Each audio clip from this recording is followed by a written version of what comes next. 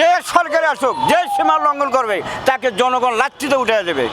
আমি দেখছি শহরে ব্রিটিশ নিয়মে কোনো প্রধানমন্ত্রী সিলেট পায় না, এইভাবে সিলেট দেয়, হাত দেওয়া দেয়, পাও দেওয়া দেয়। আমি চিন্তা করে দেখি যে পাও দেওয়া জেলা কেন, এটাই আছে। যদি জনগণের হক মারে খায়, জনগণের ক্ষতি করে, তখন কয় যে এটা দেয় না, পাও দিয়ে দিলাম, যাও তুমি।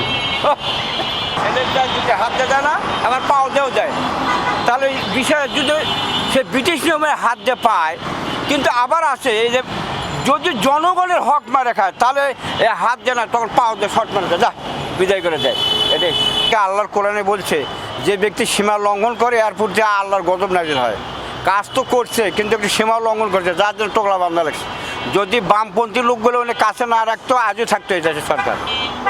ওনার পাশে বামপন্থী বেশি হয়ে গেছিলো, বিধায় ওনাকে জনগণ ওনার উপরে বিরক্ত বোধ করছে, খেদাই দিচ্ছে। আমার জীবনে, আমার বয়স 65 বছর, আমি বাংলার স্টেট চালে খাই। আমার ভাত খেতে লাগে 3.5 প্লেট। আমার শরীরে রক্ত চলতেছে, হজম শক্তি বাড়তেছে। আর ডক্টর ইউনূস সাহেব আসে প্রতিবন্ধী আমল বাড়াইছে, যে কোনো প্রাইভেট কার, কোনো দূরপাল্লার গাড়ি, কোনো কিছু চলতে পারতেছে না। আমি ওনাকে বলি, উনি তাড়াতাড়ি ভোট দেওয়া না, আমেরিকার মানুষ আমেরিকায় যাক, দেশের সরকার যাক, একটা হালাগোসা হোক। আর মানুষ গায়ে খাটে খাক, বিদ্যুৎ বাসুক, মানুষ শরীর ভালো থাকবে। আর এই প্রতিবন্ধীর সাথে গড় কিডনি চলে যাবে, এরা পরে হবে চোর, এরা হেরুঞ্চি, টোকা এলে হবে, শেষে আর রিক্সা চালাতে পারবো না, হয়ে যাবো হেরুঞ্চি। আমি চাই বাংলা চালে খাক, শরীর ঠিকঠাক।